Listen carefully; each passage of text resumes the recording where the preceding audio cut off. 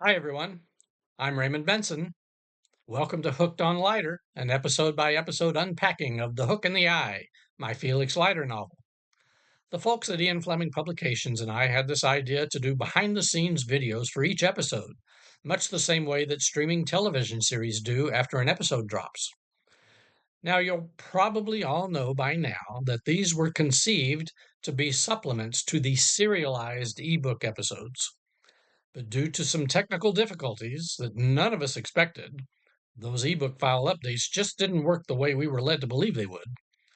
The entire novel was thus released on June 24th. Nevertheless, we decided to go ahead and post these Hooked on Lighter episodes at 2 week intervals over the summer as originally planned. Please note that almost all of them were already recorded before we made the decision to release the entire ebook. So these videos are still very episode centric. We hope you'll receive them now within the context in which they were intended. Again, a warning. If you haven't read the chapters discussed in these videos, there could be some spoilers.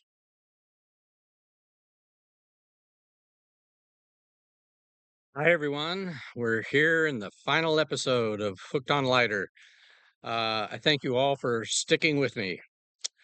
So, episode 10, it begins with Felix trying to get back to civilization after that incident on the bridge, just a few miles outside of Roswell, New Mexico. He's literally got about 36 hours to get back to New York. Luckily, a guy named Weston Hurt picks him up. Now, this was a little bit of personal creativity on my part.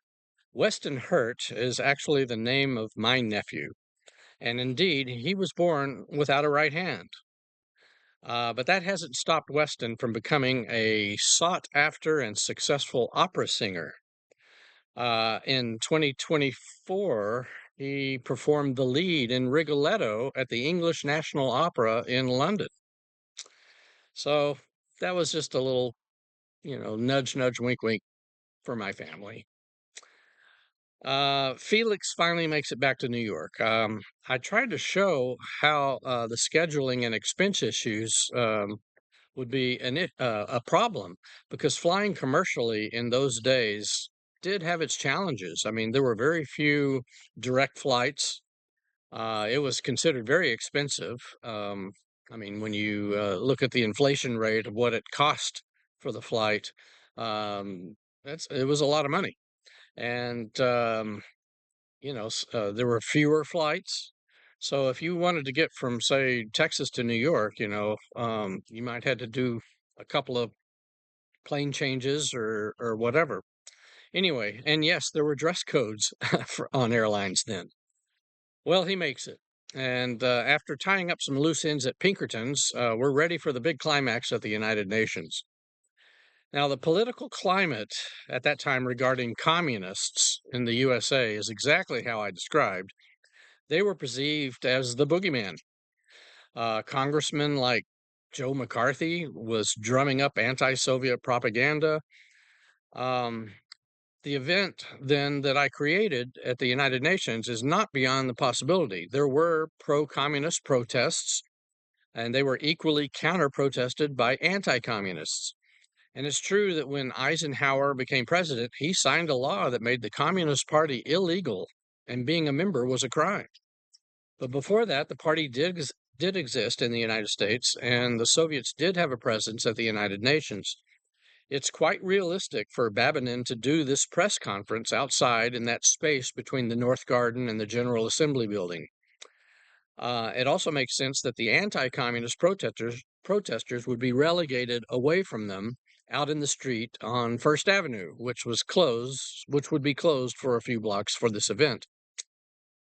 And it's here where we get some more answers. This was the mechanism by which Dora and Brinkley could give the quarter to Babinin, who would then take it back to the Soviet Union. But Felix had met with Steve Sandlin of the FBI the night before, and their sting operation was quickly put in place. Felix is in the right spot at the right time, and the FBI do their thing. The two culprits are captured.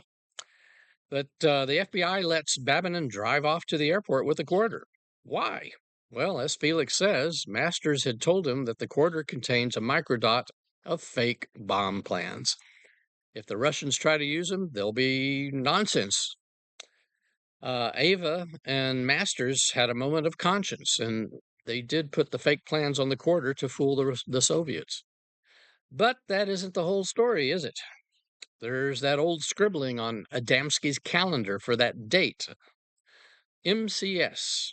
Well, Felix figures it out, McSorley's Ale House. And we meet biology teacher one more time.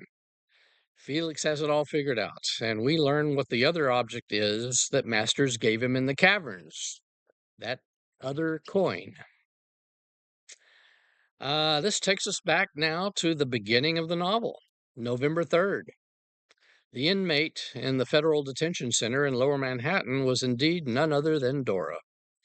Having nothing to lose, Dora tells Felix how everything came about, her collaboration with Brinkley, how Smersh was behind the whole thing.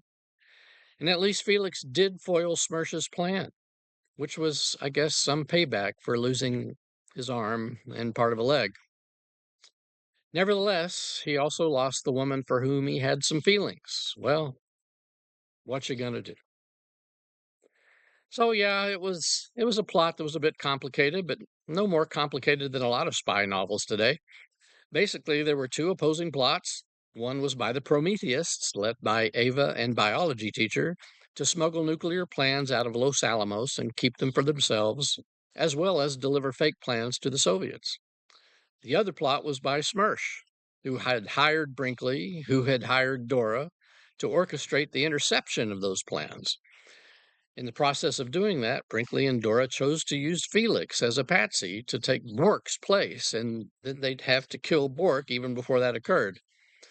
This would help them accomplish their goal without the U.S. government being the wiser, since Felix was working for the CIA through Pinkertons.